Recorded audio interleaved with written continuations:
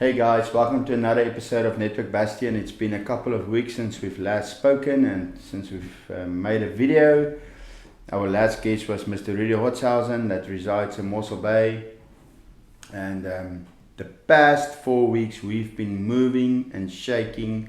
We've been traveling globally and we've been building networks on a global scale, business networks. Guys, we've met amazing people, and I'm really looking forward to a prosperous future with building new business relationship with new network bastions that will be joining us. So today, a quick update. It's not going to be a long video. I'm just going to tell you that we are always looking for opportunity in chaos. And I'm going to tell you the next guy that we're going to speak to, absolute gentleman. His name is Maurice Enslin. He resides in the UK. He's built a very good business over there, and sort of the route that he's traveled to get where he is. Never gave up, never quit, never listened to all the naysayers, never listened to all the people that doubted him. He just kept his head down and he kept on going, and now he is where he is because he never ever quit. And I have utmost respect for him. So the past month we've been living on this theme, and the theme is we're looking for opportunity in chaos. Now, we've traveled to a few countries in the past 3 weeks that normal people would not travel to at the moment, and that is to look for these opportunities and then also to build business connections. A story I want to share with you guys, why we decided to talk about this tonight, is a little story I want to share with you guys where this first came to pass, or where I first thought about this. I was a teacher, new teacher in a school in the Western Cape. We moved from Brits, it's a small town close to Hartbeespoort, moved down to the Western Cape. And we had a function, a black tie function that night. So me and my colleagues, we decided after this function, we will go to town. We wanted to go and have a few drinks. All of us are new in the school. We wanted to go and explore the town. We've never been out.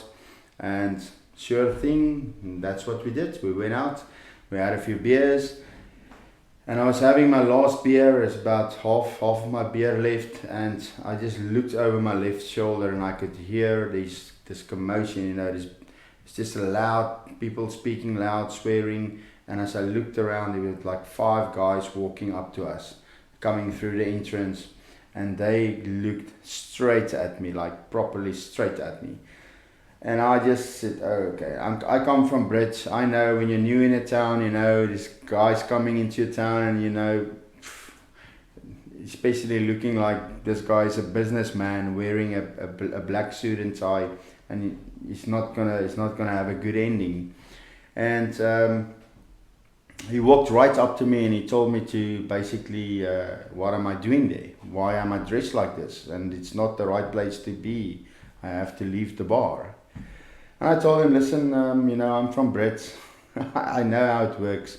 This is obviously your local pub or your bar, and normally you would have a beer here with your mates on a Friday night, and now I am standing here, but I want to explain to you why I look like this. And he told me, listen, just go, before I get angry. He was getting frustrated with me because I was trying to save the situation.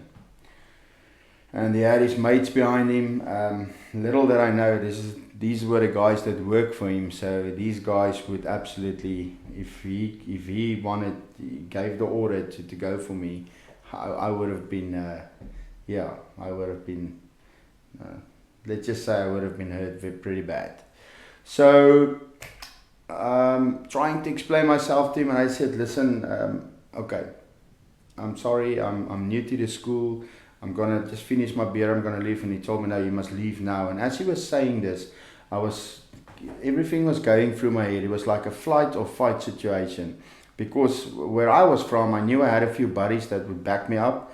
So in this situation, my buddies would back me up in Brits.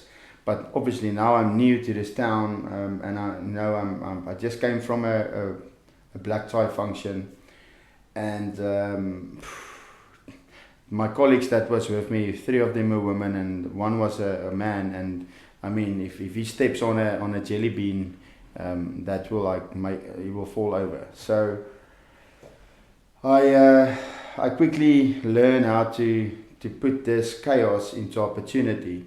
So I was looking up and down. I was actually sizing him up, and I saw his cap, and I looked at his cap, and I told myself, okay, that's interesting. That must be his business. But I did not tell him that, and I asked him, that logo on that cap, where did you buy that cap? He told me, no, it's not for sale. This is his business. I told him, oh, it's a very interesting logo, because I would like a cap like that. And what business do you have? And he started telling me about his business, and basically I was bringing him into my world. I was sort of convincing him to go into dialogue with me. And at the end of the day, we agreed to have a beer together. I told him, listen, I just want to hear a bit about your business. I'm new to town. We have a new rugby tournament that we're starting off. It's like a north-south derby, and that there will be a lot of feet coming into this town, and a lot of people will see the brands, and I would like to speak to you about the opportunity over a beer quickly, and then I will leave you, and I will never ever bother you again. And he told me, okay, yeah, it's fine, we can speak, but I have to buy him and his colleagues a beer. And I bought 6 beers, and standing having a conversation, and I told him, after I told him what we are trying to do, I told him, listen, I'm going to go home now, but Monday I want to come and see you, and I want to speak to you in a proper way. But it's just me and you. He told me, yeah, it's fine, it's just sort of, yeah, it's fine. And before I went out, he actually gave me a cap. He sent one of his guys to bring a cap to me, because I told him I liked that cap before we started talking, before we started communicating with each other. And that's how I managed to turn the chaos into opportunity.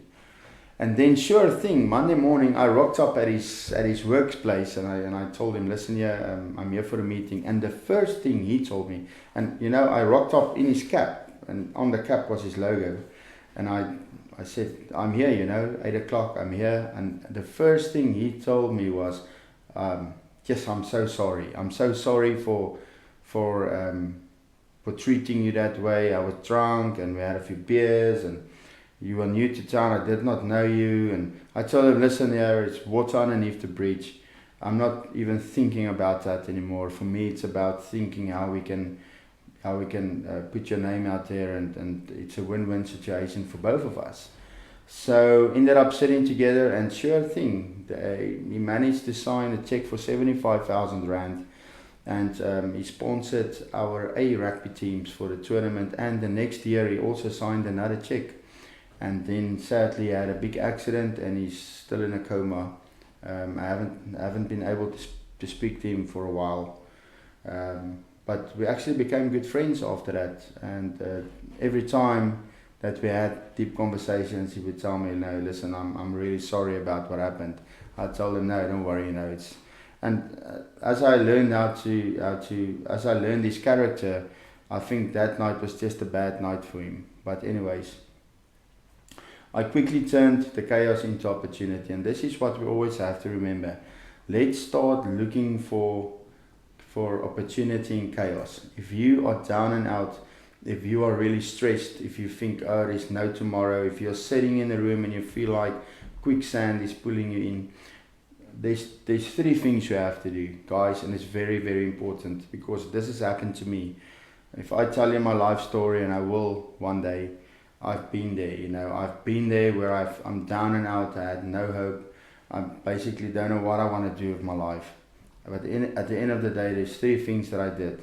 The first thing is start reading books, guys. Start reading books. If you don't like reading, start listening to audiobooks as much as you can. The second thing is start making a plan. Write down your plans. If you don't have a plan, write down any plans. A bad plan is better than is better than no plan at all. So start writing down your plans, even if it's like 10 plans a week.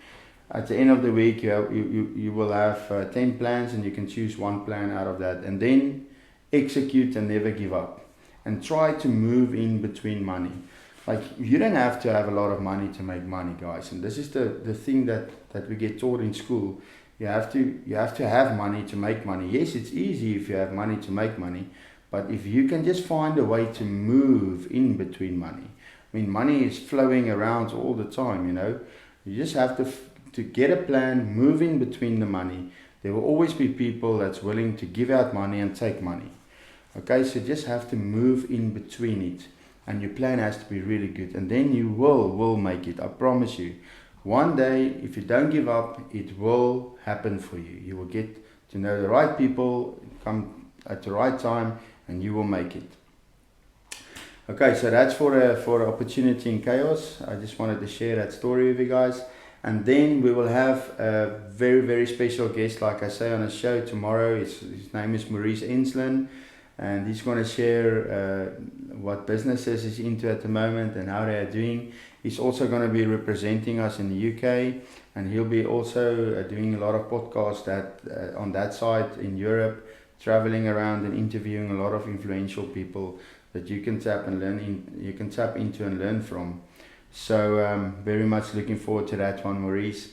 Like I said, Maurice is the reason why I started reading books. I started thinking outside of the box, and I never ever quit. Never ever give up, guys.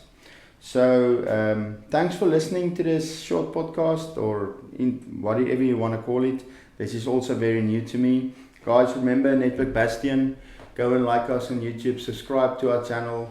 We are new to all of this, and you will be growing as we are growing, and you will be part of the family, and watch our journey as it unfolds.